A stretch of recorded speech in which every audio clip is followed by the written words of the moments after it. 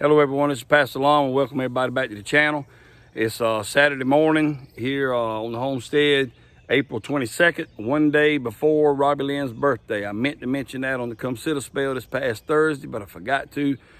So y'all get a chance, wish Miss Robbie Lynn a happy birthday, April 23rd, which is tomorrow, Sunday.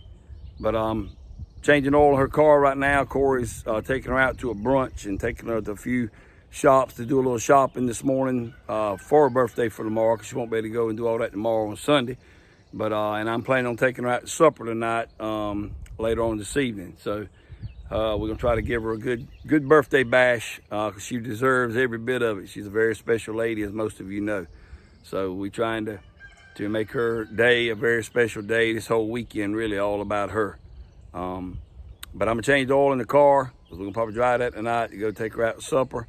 And as you see over there in the edge of the, where is it at? Right over yonder, my truck, I keep that close by. That way I don't have to run to the barn. And I got tools in there, but most of the time I got everything I need in that truck. If I got my truck close by, we're usually good to go. So we're gonna get started on changing oil. You see I got this mat under the car so I can lay down on it. It rained like crazy here this morning, and the ground's still a little bit wet. And I already got it up on the ramp, so I'm gonna get up under there and change the oil, drain the oil out of it, change the oil filter, and then fill it back up with oil and reset the little thing about where it reminds you the oil needs to be changed. So that's just one thing I'm gonna do today. I may show you a few other things as I here today with the other kids here at the house, Bad and Michaela. Gavin just left and went and get something to eat for himself. But anyway, that's what's going on here on the homestead today. So y'all stay tuned.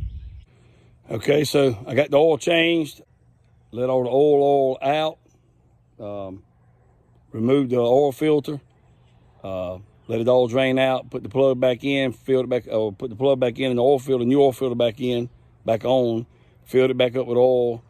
Well, I think it's almost full. I got to back it back off these ramps now and check it, let it run for a minute, fill up the oil filter, and then I'm gonna check it again and see where the level's at. Might need to add a little bit more to it to top it off.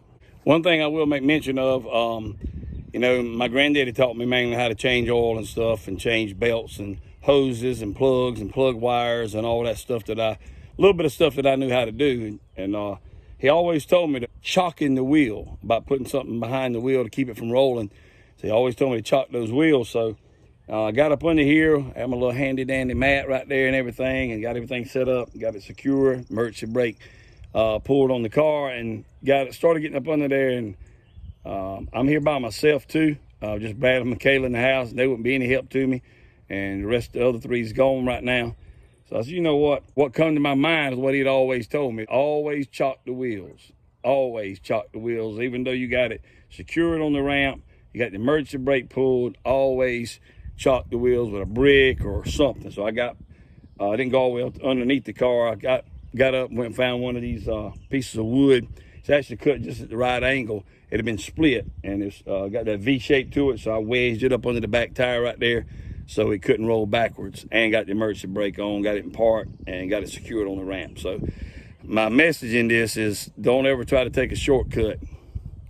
Always go the extra step to protect yourself. And men especially, bad about just going in and try to get it done. That'll get you in trouble if you're not careful. So just want to be mindful when you're changing oil or something. You got to jack it up like this. My truck's no problem. It's so high off the ground, I don't even have to drive it up on the ramps. But for something like this, you got to drive up on the ramps. You need to chock the wheels. Okay, y'all, got done with the birthday girl's car just in time. Got the oil changed, got the air filter cleaned out, got the oil filter changed, and everything topped off, and she's good to go for another 3,000 or more miles. But as you can see, I don't know how good it's showing up on camera, that's a dark cloud coming right here over the horizon. That's looking back west from where we live. So it's coming from that way. But I already had a good round of showers and a little bit of thunder and lightning this morning. And then it tapered off to just a slow, steady rain, and sun come out and dried up everything pretty much. And here comes round two. But anyway, we got this done, and like I said, she's good to go for another 3,000 miles. One other thing I wanted to say, like I mentioned about chalking the wheels, make sure it can't roll. It's amazing the things that we've been taught back in the day. Even though we get hard-headed sometime and try to take a shortcut, these things keep ringing in our minds. So I thank my granddaddy for teaching me this at a young age, and I need to send that on down the line to others as well. And you do the same. One other thing I want to make mention of, y'all know we were talking the other night about saving stuff, how, you know, any nuts and bolts or anything that if we buy something that has extra, we keep it. I keep it, like my granddaddy always did. Well, we got rid of a few things at the dump this morning. I had to run and dump some stuff before the first rain showers came. And when I was opening up a box of old tarp and stuff that was in there, that some of that might have been good, but most of it wasn't. But these little anchors right here fell out of the box, along with this rope and these nuts and bolts, 2 bags of them, as well as these little clamps right here that I just bought for the clothesline, if y'all remember that. But anyway, all these fell out on the ground, and I gathered those up. By the way, Robbie Lynn don't know this yet. She'll either see it when she sees the video or hear some of y'all say something about it. But anyway, I got those. They're going in my barn. Well, as y'all can see in here, I got done with changing the oil in Robbie Lynn's car just in time. The bottom then fell out. Or we getting a gully washer. I don't know how y'all say it in y'all's neck of the woods. That's what we call them around here. The bottom then fell out, and we got a gully washer going on.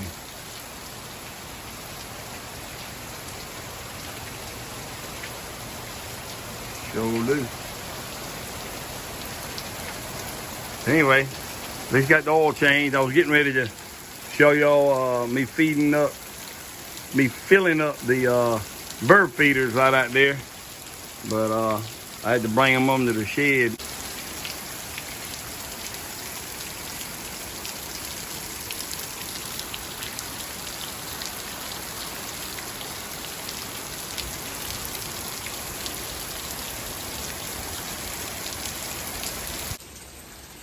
Well, it came a good gully washer, as I showed you earlier.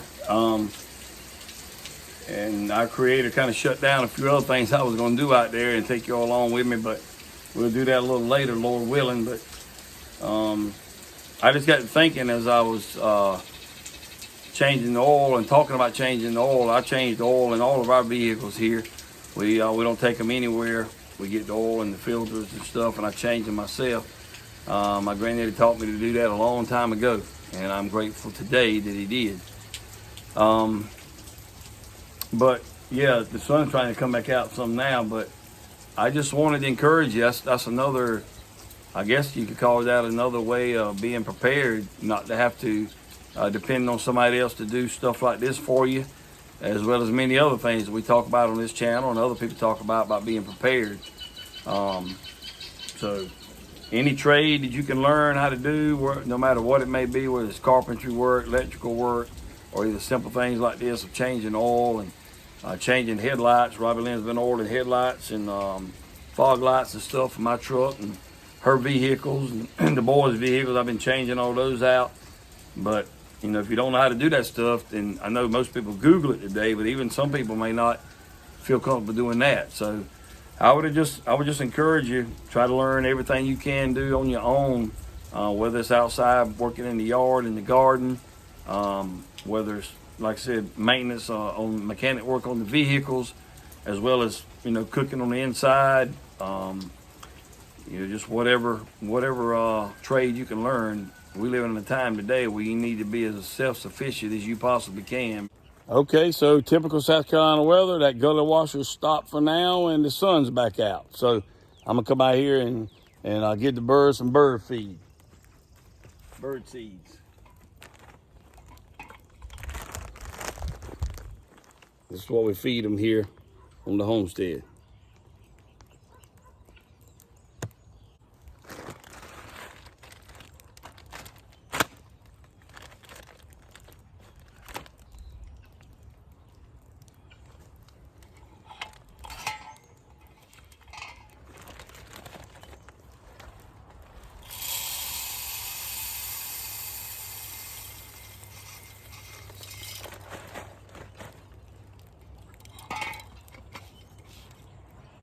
Okay, so we got this one filled up, and we can get it hung back up here on the little shepherd's hook.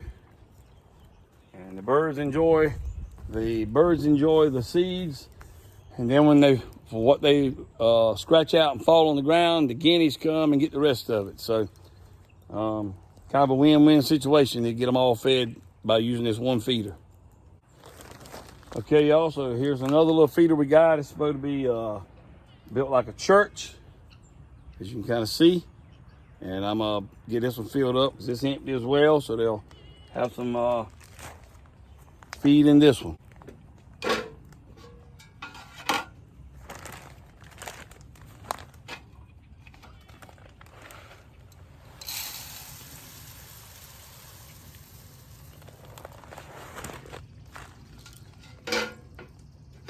All right, got this one filled back up, and got to hold them for a while there. So they got two of them right here close together.